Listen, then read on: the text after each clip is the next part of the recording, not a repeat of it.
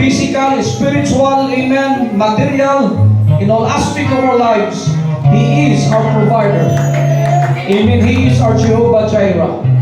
Amen. That's why we call Him Father. Because a father will provide, amen, the needs of his children. Pagpalain ng Diyos ang kanyang mga banal na salita, mga kapatid. At bago kayo upo, just shake the hands of your brothers and your sisters and says, God will never leave you on empty. Hallelujah. God will never leave you on empty. You may now take your seat sa pangalan po ng ating dakilang Diyos, mga kapatid. Amen. So, napakahalaga na maiintindihan natin, maunawaan natin yung mga salita ng ating dakilang Diyos. Amen. Through singing, through preaching, devotions, amen, reading, listening. Because again and again, I will remind everybody that in the beginning was the Word, and the Word was with God, and the Word was God. Amen. So, ang salita ng Diyos na ating ipinapangaraw ngayon, I am only His manifestation, His spokesperson. Amen. His voice. Amen. Pero ang salita na inyong maririnig ay ang ating dakilang Ama, ang ating Panginoong Jesucristo. So, God will never leave you on empty, Sister Chanel. Amen. Pwede bang palakpakan natin siya, mga kapatid? Napakahalaga yun, lalo na sa panahon ngayon, mahal yung gas, mahal yung diesel. Amen. So napakahalaga na hindi tayo mauubusan ng gas along the way. No? Brother Sinley, habang nagdadrive tayo, mahirap yung lalo na nasa traffic tayo tapos empty na tayo. No? Baka matitirikan po tayo. But along the way, sa ating paglilingkod po, sa ating dakilang Diyos, napakahalaga na maiintindihan natin na hindi pala tayo mawawalan. Amen. Full tank tayo palagi sa presensya ng ating dakilang Diyos. Hallelujah. In 1 King chapter 17, reading from verse 1, napakahalaga ito na mag-sink in sa atin dahil ang mga salita ng Diyos ay siya. Again and again, no? Dapat natin maintindihan gaano ba kahalaga ang salita ng Diyos. As long as, amen, nirecognize mo na siya ang hari sa buhay mo, siya ang nasusunod sa buhay mo, you will never leave you on empty. Amen. So Elijah was a prophet from the town of Tishbe in Gilead. And he said to King Ahab, I serve the Lord God, the God of Israel, by His power. Not nasabing by His power. Hindi sa ating sariling kapangyarihan, but by His power. Sa Kanyang kapangyarihan, mga kapatid. I promise that no dew in rain will fall for the next few years. The rain will fall only when I command it to fall. Can you imagine, ano yung authority ng lingkod ng Diyos? Kung kailan daw niya sasabihin na magkaroon ng ulan, doon lang magkakaroon ng ulan. Can you imagine? No? Kaya na napakahalaga na maintindihan natin at sinong tatayo dito sa pulpito na ito at dala-dala niya yung salita ng Diyos, he is the authority. He can command whether God will bless you or not. Or God will curse you or God will not curse you. Kaya napakahalaga yun. Kaya nga, maging ang ating Panginoon nagbabala, maging sa mga magulang, na huwag niyong sumpain ang inyong mga anak. Kahit gaano kaluko yun, huwag kayong magbitaw ng salita. Kasi susunod yun. Kaya nga huwag kang magbitaw ng salita kapag galit ka. Mabuti pang manahimik ka. Kasi kung ano-ano yung masasabi mo, galit ka eh. Remember, si Elijah, siya yung mayroong authority, siya yung mayroong kapangyarihan under God na magsasabi, Brother Ronel, kung kailan uulan o kailan hindi uulan. The rain will fall only when I command it to fall. Naranasan ko yan na talagang Bit-bit namin si Isabel, batang-bata pa siya, pumapatak yung ulan. Wala kami dalang payo ni Sister Claudia. Matin kami ng gawain. At I command the rain to stop. At nakita kami ng mga foreigner na nakasakay sa bus. Pinasakay kami. At yun yung pagkakataon na na-interview ako ng mga foreigner.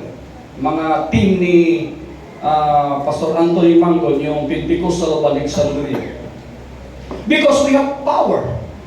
Kung sino yung nandito sa atin, it is the same God, amen, who stopped the rain. It is the same God, amen, to rebuke the wind. It is the same God, amen, hallelujah, to raise the dead. It is the same God, amen, hallelujah, to feed the 5,000, because Jesus Christ is the same yesterday, today, and forever.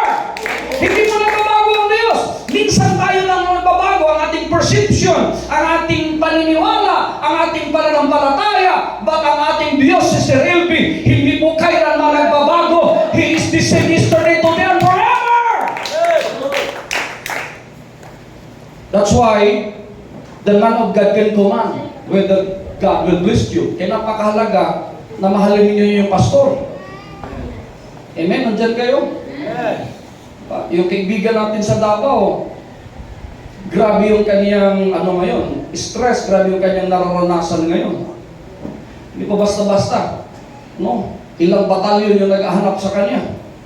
Hindi lang yun, may mga military grade na mga drone na talagang mayroong facial recognition, mayroong voice recognition. Once na magsasalita siya, once na ma-recognize yung face niya, automatic pwedeng bumbahin. Hindi walang gamit ang Pilipinas noon, Brother Jerome. May mga drone na ang lalaking mga drone. Pero salamat sa ating dakilang Diyos, no? Kahit simple lang tayo, masaya tayo, Sister Chanel. Amen?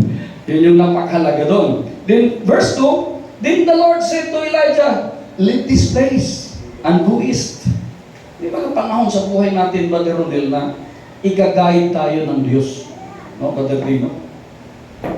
Lisanin mo ang lugar na ito. Ba?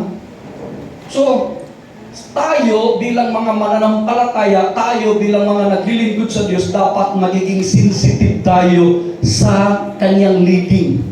Because where God guides, the Lord will provide.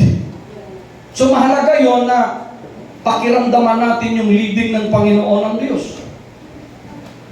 No? So, ang sabi ng Panginoon, hide near Kirit and Raven east of the Jordan River.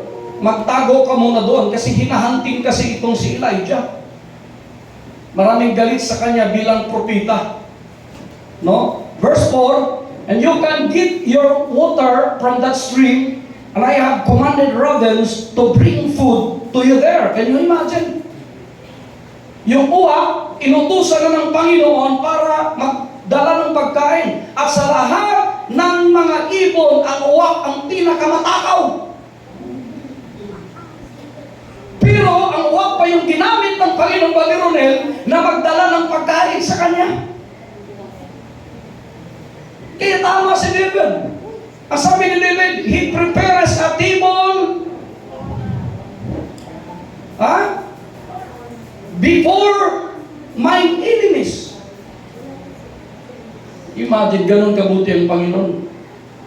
In the presence of my enemies, sabi ni David, naghahanda ang ating Panginoon ng pagkain sa bawat isa sa atin. Ibig sabihin, kahit ang dami mong napalibutan ka ng problema, mga pagsubok, kawalan, sitwasyon sa buhay, karamdaman, amen, naghahanda pa rin ang Diyos ng mga pagpapala sa buhay mo, amen, at ang Diyos ni David, at ang Diyos ni Elijah, ang Diyos ni Abraham, amen, at ang Diyos natin ngayon, hindi kailanman nagbabago. Siya noon, ngayon, at magpakailanman. He will never leave you. Amen, on empty. Hindi kanya iiwan na walang-wala, mga kapatid. So, kung kaya ng Diyos na mag-utos ng uwak si Sir LB para i-provide ang ating pangangailangan, why we worry? May kausap ako. Tapos doon sa stream, yung batis, doon siya makakainom ng tubig. So Elijah did what the Lord told him to do. Napakahalaga ito to follow God's command, to follow God's voice, to obey what the Lord told you.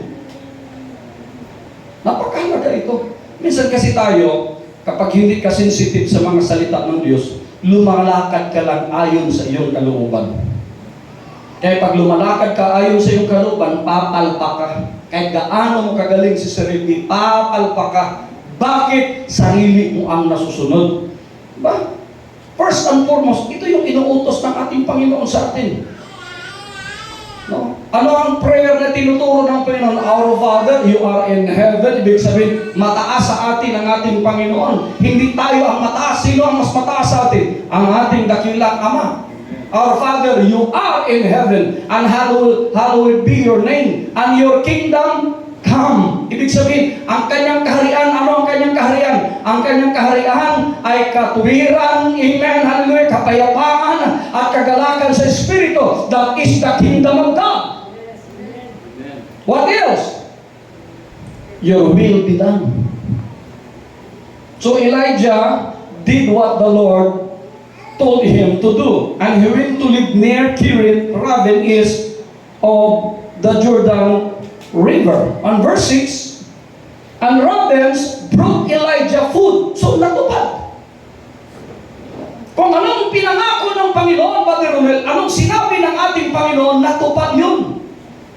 Kasi ang ating dakilang Diyos, mga kapatid, hindi kagaya ng mga politiko. Hindi kagaya ng tao na kapag nangako, napapako. Ang Diyos, once na sinabi niya ito, ay magaganap, mga kapatid. So nangyari nga na ang uwak ang nagdadala sa kanya ng pagkain, amen, sa umaga hanggang gabi, at umiinom siya ng tubig doon sa batis. So, verse 7, and there was no rain, so after a while, the stream became dry. So dahil walang ulan, ano nangyari? Yung kanyang inumin sa Rilby, wala na. Natutuyo na rin. Pero alam niyo ba anong pinakamaganda nating gawin?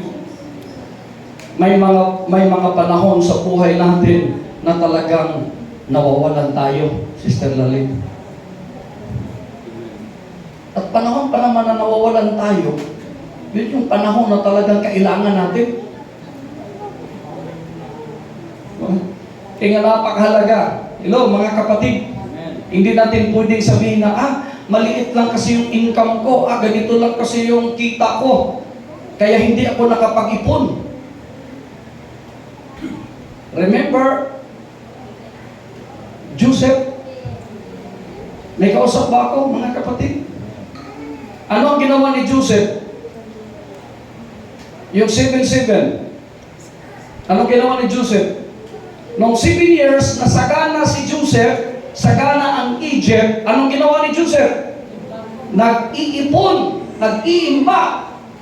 Makinig kayo mabuti, may mga panahon talaga sa buhay natin na pinagpala tayo ng pinagpala. Kaya sa panahon na pinagpala ka, huwag kang mag-one-day millionaire. Huwag kang mag-isip-isip, ano kayang bilhin ko, ano kayang kakainin ko. Yun yung mga time na mag-ipon ka. May kausap ako. Diba? Kasi after sa prosperity, cycle ang buhay.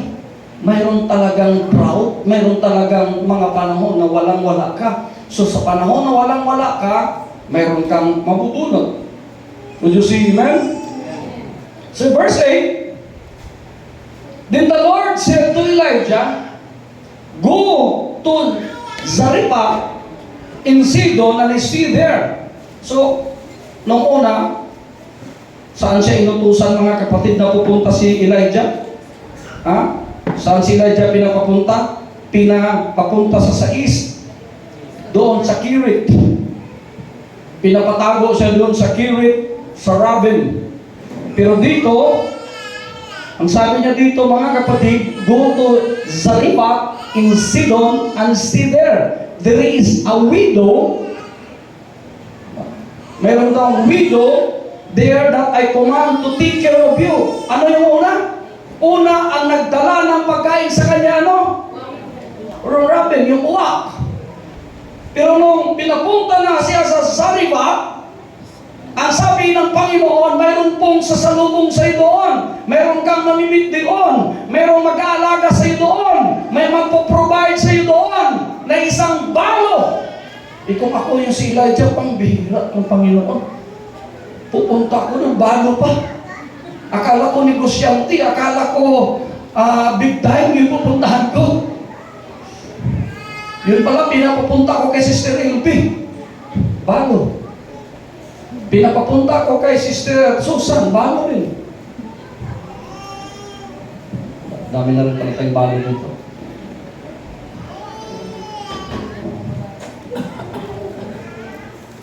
Yung balo na yun yung mag-aalaga sa kanya. So, ito, pansinin niyo. Verse 10, basahin natin. So, Elijah went to Zarephath, and he went to the town gate and saw a woman there gathering wood for a fire. And she was a widow. Ito na yung sinasabi. Hindi nyo napapansin, as long as ng ating Panginoon nag-uutos sa atin, nag-guide sa atin, nag-lead sa atin, totoo talaga na mayroong tao doon o mayroong lugar doon, amen, na mapupuntahan natin.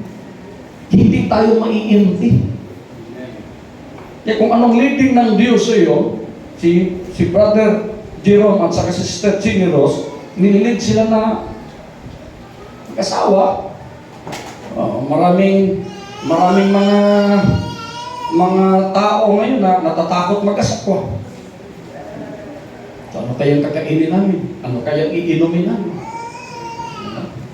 Maganda kasi kapag nag-asawa na kayo, talagang mararanasan nyo na kung anong naranasan ng magulang ninyo. Ito pala yun. Kaya pala nagbubunga nga yung aking mama, ang aking papa noon. But at the same time, ma-exercise mo kung ano yung tawag ng Diyos sa iyo. Masusunod mo kung ano yung plano ng Diyos sa iyo. So Elijah said to her, would you bring me a small cup of water to drink? Pero kung papansinin mo ito, parang demanding si Elijah, yung lingkod ng Diyos eh. Pero alam na kasi ni Elijah, ito yung sinabi ng Panginoon. Kung mapapansinin niyo, hindi hinintay ni Elijah na sabihin ng widow, parang mama, parang uhaw na uhaw ka, gusto mo ba ng tubig? Si Elijah na mismo ang nanghingi ng tubig. Bakit? Kasi alam niya, ito yung nililid ng Diyos eh. Sister Chanel, ba? Kapag nakita mo na yung tao na para sa iyo, unang hintayin. Sabihin mo na, ano gusto mong pakasalan at magpakasal na tayo.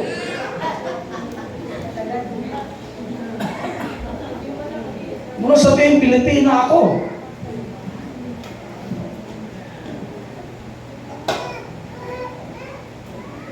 Pag kinoconvict ka ng Panginoon, walang makakapigil. Kasi may guidance ang Diyos eh. Kasi ang boses ng Diyos, kausapin yung isip natin. Ang isip natin, iko-convict yung puso natin. Kasi ang Diyos, hindi mo naman maririnig na Chanel, Chanel, Chanel. Hindi ganun ang Diyos eh. Ang Diyos, kausapin yung isip mo. Kasi konektado tayo eh. Ang nananahan sa atin ay ang hari ng mga hari at Panginoon ng Panginoon. Di siya yung makikipag-usap sa atin. Kung sabi ng likod ng Diyos, mga kapatid, bigyan mo nga ako ng tubig na maiinom. So, verse 11, as she was going to get the water, Elijah said, bring me a piece of bread too, please. So, parang demanding Brother Dino, no? Nalala ko tuloy noong magkakasakit kami, Brother Sinon. Kung magkakasakit kami noon, sabihin agad kasi, pag nagkasakit ka, nilagnat ka, sasabihin agad ng magulang, anong gusto mo? O, anong gusto mo kainin? Kasi panahon na nagkasakit ka, doon ka tatanungin ng magulang mo. O, pipilitin ko, kumain ka. Baka magkasakit ka, nagkasakit na nga eh. Diba? Eh, matik yun. Gusto ko po ng, sikat na sikat yun, Royal to Orange. Tapos, Skyflix. Grabe.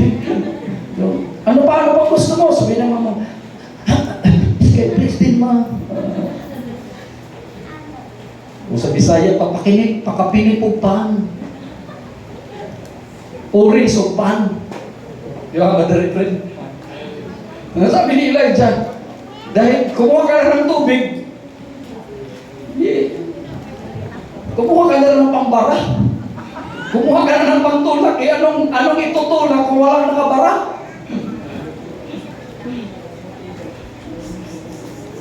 Kung papansinin natin mga kapatid, ang paglilingkod natin sa Panginoon, kailangan talaga nating magiging specific, huwag tayong pahiya-hiya. Di ba sa atin mga Pilipino, nararanasan na natin, karami mga Pilipino, kahit hindi ka pa kumakain at sinasabi mo, oy, Joy, kain tayo. Hindi po, kumakain na po kami. Kahit hindi pa. Tama mali, kasi nahihiya tayo. Tapos habang sumusubo yung ang sarap yung ulam nila. Tapos sabihin mo, pwede makahingi na lang po ng tubig. Pwede makahingi na lang po ng tubig. So, umiinom ka na lang ng tubig kasi sobrang mong mahihain. Pero kung mapapansin mo, si Elijah, habang humingi siya ng tubig, ano sabi niya? Bigyan niyo na rin ako ng tinapay. To the amen? Pero sa buhay kasi natin talaga, may mga panahon talaga na yung nilalapitan natin, Sister Hildy, ay prangka din. Sabi ng babae, and the woman answered itong balo, sabi ng babae, I promise you before the Lord your God that I have nothing but a handful of flour in a jar and a little bit of olive oil in a jug. I came here to gather a few pieces of wood for a fire to cook our last meal, and my son and I will eat. Sabi niya, and then die from hunger. Kasi drought eh. El Nino. Wala sila mapagkunan ng tubig. Yung pagkain nila ay sapat na lang. Sa isang araw na lang. Ito ba, makinig kayo mabuti. Minsan tayo, sasabihin natin, magiging prangka tayo. To be honest, di ba pag may lalapit siya minsan na, pambili na namin ng bigas, walang-wala talaga kami. Sabihin mo, alam mo, sa totoo lang, may pera ako dito, pero pambili din namin ng bigas ito. May mga panahon sa atin yan. Pero minsan sinusubok lang tayo ng Panginoon kung ano ba talaga yung puso mo. Ito, sabi niyo ng babaeng palo, ilas ka lang talaga ito. Handful of flour na lang ito. At mayroong maliit, kunting olive oil na lang na nasa jug. Pagkatapos lutuin namin ito, magugutom na kami, mamamatay na kami sa gutom. Anong sabi ni Elijah, verse 13? Elijah said unto the woman, sabihin mo siyang katabi, don't worry. Maganda doon. Kasi, along the way, may mga worries talaga tayo. Kaya Sister Genius, anong edad mo na? 31. Lapit ng lilipat sa kalendaryo, di ba? Kasi marami tayong worry noon. Ay, kasawa tayo. Ano ba yan? Baka, wala pa nga tayong, hindi pa natin kaya mag-upangan ng bahay. To be honest sa inyo, ganun ako noon. Sabi ko, katagalan kong ipon, nauubos ko rin. Kasi nag-ipon ako. One time na yan, alam ni Sister Claudia yan. One time, nakipag-date ako kay Sister Claudia. No? Naisip ko, tinitingnan ko yung presyo sa McDonald's. Sabi ko, Kung bibili ito, kung ituturo ito yung pinakamura lang, kaya ito. Pero pag ituturo niya, siyempre sasabihin mo, Sister General, turo ka, anong gusto mo? Kung pipiliin niya yung sabi ko, patay, di ako makauwi sa Makati. Makati pa ako nakatira noon. Sabi ko, Sister Claudia, masyadong yan, maalat yung McDo eh. Pwede ba masarap naman magluto si Mamang eh. Doon na natin kakain sa inyo. Habang sumasakay kami pa uwi, tumutulo yung luha niya. Ba't ka umiyak? Sabi, ngayon na pala, di mo pala ako mapapakain dyan sa McDo. Lalo na pag nag-asawa tayo, na-challenge ako doon. Babalik ka sa McDo. Hindi na.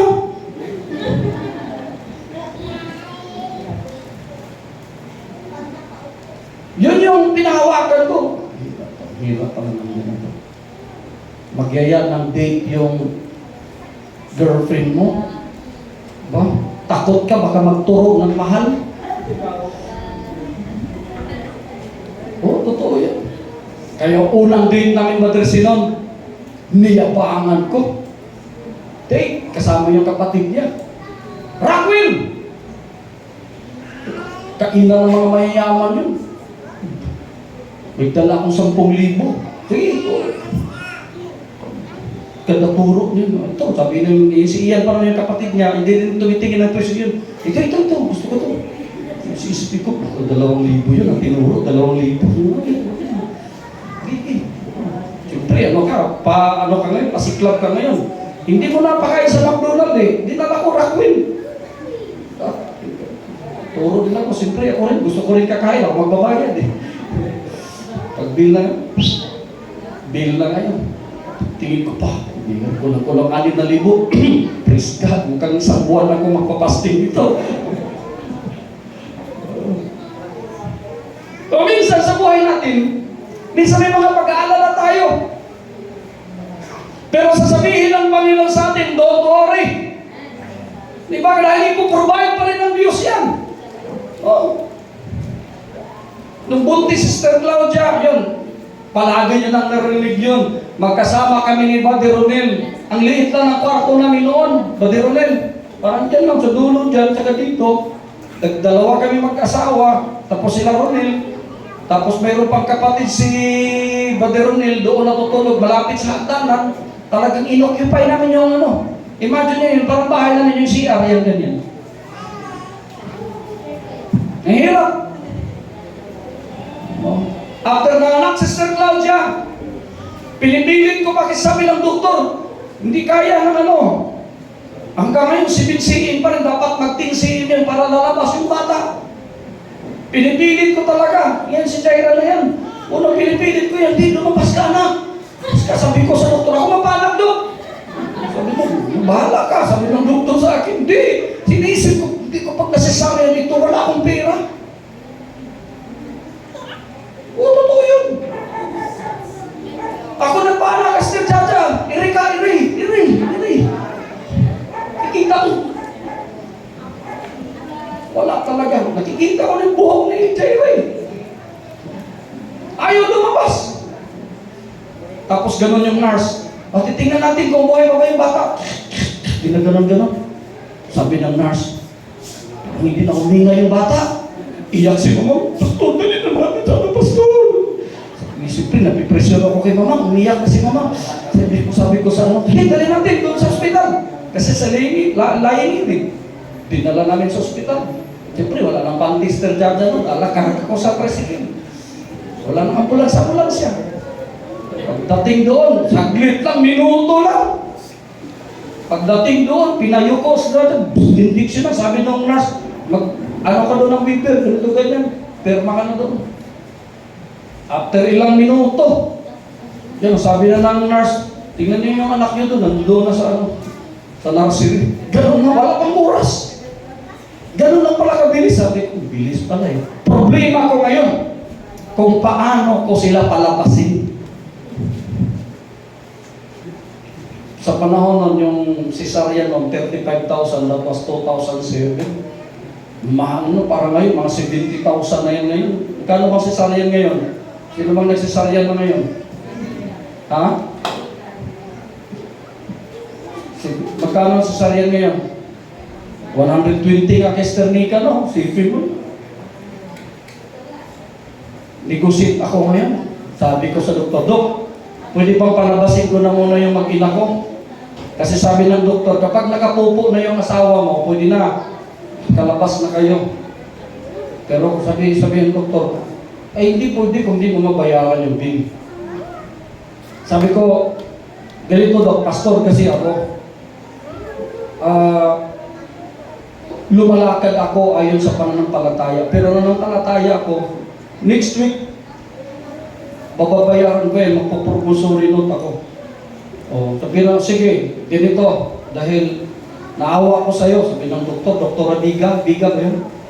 Sabi niya, i-hostage ko muna tong birth certificate ng anak mo. Palabasin ko yung mag-ina mo, pero yung birth certificate, iiwan dito. Hindi mo makukuha yung birth certificate hanggat hindi mo mabayaran. Pumirma ka dito para ako na ang nakakulateral dito, sabi ng doktor, pumirma ka dito, pirma. Sa madaling salita, uwi ako na Manila. Sinabihan ko yung mga mula umaga, hapon hanggang gabi, preach ako. Sino yung pwedeng dyan, ikaw, ninong kita. Sabi ko yung ninong kita. Papreachin mo ko dyan sa church mo. Sa ako pagbalik ko, natapos nung after ng 2 linggo. Umuwi ako doon, kina Sister Claudia. Dala-dala ko na yung pera. Natubos ko na sister, yung Jaira na yan. Tapos mag-boyfriend lang agad. Hindi niya alam na, di ba? O ano naranasan namin. Kambyo, no? Pinaparinig ko lang para maalala na kung anong naranasan namin. Pero, tingnan nyo, sabi ni Elijah, don't worry. Kasi ipoprovide talaga ng Diyos yung pangangailangan natin, mga kapatid. Go home, sabi ni Elijah, go home and cook your food, as you said. But first, make a small piece of bread from the flour that you have and bring it to me. Then cook some for yourselves and your son. Diba, ano napapansin natin dito? Unahin niyo muna magluto ka at unahin ninyo unahin ninyo ang lingkod ng Diyos at pagkatapos ninyo akong pakainin, kumain kayo. At ang sabi niya dito sa verse 14, basahin natin, the Lord God of Israel says that jar of flour will never be empty and the jug will always have oil in it. This will continue until the day the Lord send the rain to the land. Ibig sabihin, mga kapatid, once na inuna natin ang ating dakilang Diyos, simbolo ito sa mga lingkod ng ating dakilang Diyos, hindi kayo mawawalan, mga kapatid. As long as amen na nampalataya tayo, hindi tayo kailanman mag-worry. Kasi provide ng Diyos ang pangangailangan natin. No? Can you imagine? Remember, God will never leave you empty. He'll replace everything you lost. No? Kaya minsan meron tayong kasigang isusubo na natin. Pero once na tama yung puso natin, mga kapatid, at ibigay natin doon sa nangangailangan, amen, hallelujah, God will never leave you empty. Hindi ka mawawalan, mga kapatid. Would you say amen? So the woman went home and did what Elijah told her to do. And Elijah, the woman and her son had enough food for, a long time. Bakit? Sumunod yung babae, paano nga pag pinagpala tayo, kinig kayo mabuti. Ito paalala ko. Ang purpose ng pagpapala, hindi yan para payamanin ka. Gusto ng Panginoon din yung yayaman tayo. Pero ang purpose ng pagpapala, bakit ka pinagpala? Para ibahagi mo. I-share mo. Alam niyo yung nangyari sa akin noong 2022? Pwede naman ako magiging mayaman Pwede ako makabili ng bagong sasakyan Kahit na binabalahura nga ako Tinatridor pa nga ako ng iba Yun pa yung nag-unfriend sa akin, mga binagbibigyan natin Brother Sinon. Yun yung nag-unfriend sa Facebook sa akin. Binablock pa. Binablock pa ako. Sabi niya, Sister Rizal, tingnan mo. Kung binibigay ko naman sana yung sa mga kapatiran natin. Hindi. May plano ng Diyos eh. Binigay natin yun para gusto natin ipakita sa kanila na mas malaki yung Diyos na pinaglingkuran natin kaysa sa pinaglingkuran nila. Ngayon, iikot ang mundo, Brother Friend. Tayo ngayon ang hindi stress. Tayo ngayon yung tayo yung nag-aantay, Brother Sino, ng alam nyo na, praise God. Antay tayo ng pagpapala. Diba? Nakalagay sa salita ng Diyos. Ang pera ng mga masasama nakalaan sa mga matutuwid. Diba? Di pastor, masama ba yan sila? Of course. Bakit di sila naging masama? Nagparatang sila ng mga paratang na kasinungalingan. Kumukuha sila ng pera na hindi sa kanila. Gumagastos ng pera na hindi sa kanila. Mga sinungaling, mga mapagparatang, mga masasama. So ngayon, ang pera na nalikom nila, nakalaan yon sa mga matutuwid, sa mga hindi gumagawa ng katampalasanan sa ating Panginoon. Tama ang salita ng Diyos. Amen. Nilalaan ng Diyos ang kayamanan doon sa mga matutuwid, doon sa gumagawa ng kabutihan kahit na nahihirapan tayo. Amen. Sundin natin ang salita ng Panginoon. Kagaya ng isang balo, mga kapatid. Walang-wala na sila. Last na yun. Pero binigay nila sa lingkod ng Diyos, mga kapatid. Sinunod niya si Elijah at ang nangyari sa kanila. Amen. Pinoprovide ng Diyos ang kanilang pangangailangan. Hindi mo maisip paano pinoprovide ng Diyos ang pangangailangan nila. Kayo, lahat kayo dito may mga trabaho, yung marami sa inyo. Isipin ninyo kung paano pinoprovide ng Diyos ang aming pangangailangan. Dahil ginamit kayo ng Panginoon. Sa lahat ng pinaka-matindi, mga kapatid, yung hindi mo alam kung ano ang darating sa iyo. Pero yung bill mo, Brother Efren, hindi nagbabago. Tumataas pa yung bill mo, lalo na ngayon. After ng June na yun, di ba? After ng June na bill, dahan-dahan na pag July, pataas na yung kuryente. Nabalitaan nyo sa TV, sa karal ko. Amen? Verse 16, the jar of flour and the jug of oil will never empty. Pwede bang palapakan ang ating Panginoon? Can you imagine? Nung nanghingi si Elijah, Brother Sinon, sabi ng babaeng balo, last night to eh. Bukas na, mamamatay na kami. Maliit na lang nung olive oil na natitira dito, pangmasa ko yung flour na isang dakot na nung flour na to. Tapos manghingi ka pa. Isip-isip ng balo, pabigat ka pa. Nalala ko tuloy, nung mga painirig kami, alam nila yan. Painirig kami noon. Yung offering namin, tayo sa offering sa Sunday, isang Sunday lang yun. Sa dami namin, ang dami nakatira doon sa amin. Mr. Judge, pwede bang pag-upa tayo ng bahay na tayo lang? Sabi ko, darating din yan. Sabi pa, kailan pa yung matapos ng mundo? Yan nalala, Mr. Judge. Lagi umiyakin gabi-gabi. Lala ko unang asawa namin, akala niya, may bahay ako sa Terilby. Dinala ko sa church. Alam na yung church doon, di ba? Open. Magbibihis kami doon sa CR.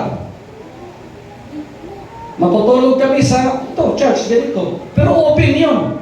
Tapos nasa 4th floor, kitang-kita ka ng mga kapitbahay mo eh. Tapos nahirapan ko ng 10 kay Brother Loloy Lakar.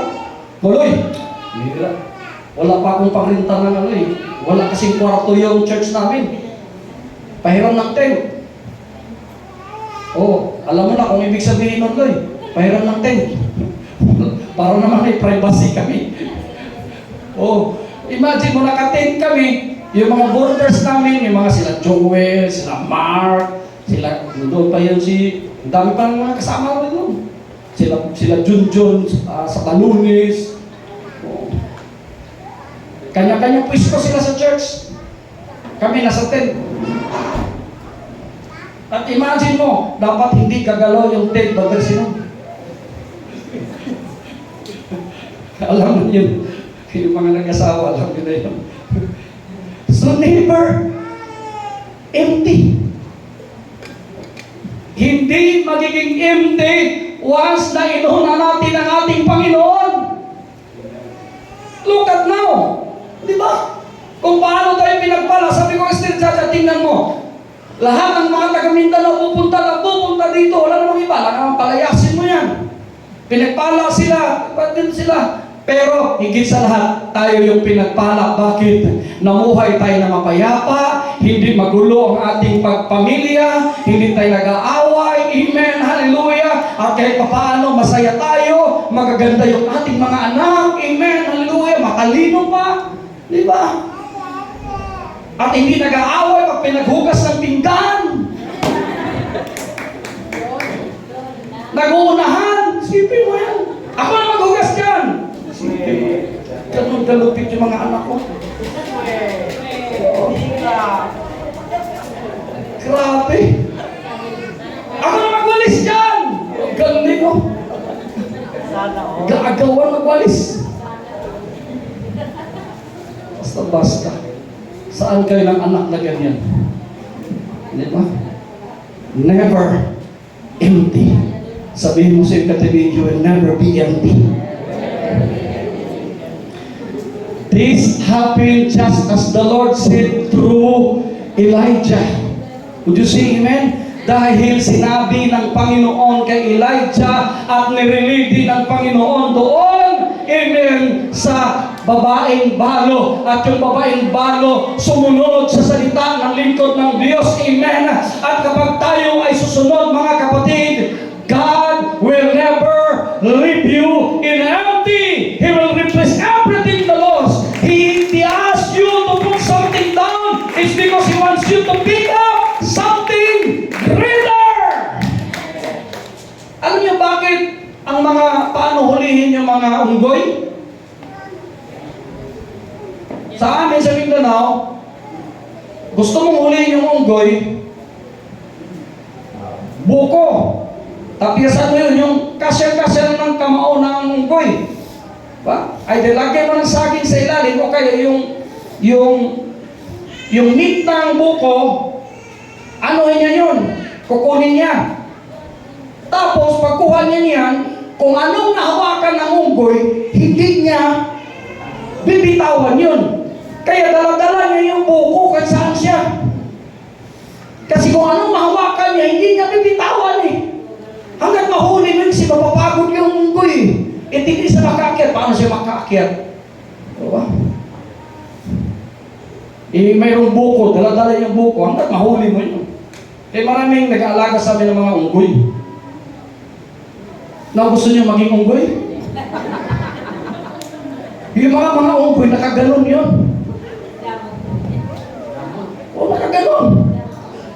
Ang sabi ng Panginoon, God will never leave you empty. He will replace everything you lost. If He asks you to put something down, kung kakausapin ka ng Diyos na, bitawan mo muna yung iba. Bakit? Mayroon siyang ibibigay na mas malaki pa kaysa sa iyo. Yung hinawakan mo ngayon, mayroon pa siyang mas malaki pang amen, ibibigay sa iyo. Kaya tayo minsan, parang kapag damor kang ganon, subukan ninyo. Tingnan niyo yung mga tao mo pagbigay. Yun yung mga tao mo, tataka ka. Parang hindi na ubusan tong tao ito. Sige, may mga kaibigan kayo. Yung mahilig mo, yung kaibigan mo mahilig mang libre, magtataka ka. Parang hindi naubusan to. Pero ikaw na, parang lagi ka lang nagpapalibre, lagi kang wala. Tama, mali. Oo. Pero itong kaibigan mo, lagi nang nalibre ito ah. Laging mayroon. Laging mayroon. You see, amen?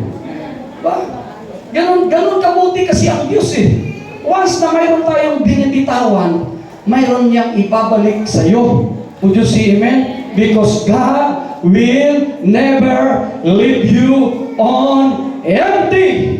Kung ano man, amen, ang ating papakawalan, mga kapatid, ibabalik ng ating Panginoon yan, siksik, liglig, at aataw, amen. Huwag tayong mahiya, huwag tayong matakot, last ka na lang to once na ibigay mo yan, i-offer mo yan sa Panginoon, nakikita ng Diyos ang iyong pangangailangan, amen, pupunuin at ipoprovide ng Diyos ang iyong pangangailangan, kasi ang Diyos ni Elijah at ang Diyos natin ngayon, amen, hindi nagbabago.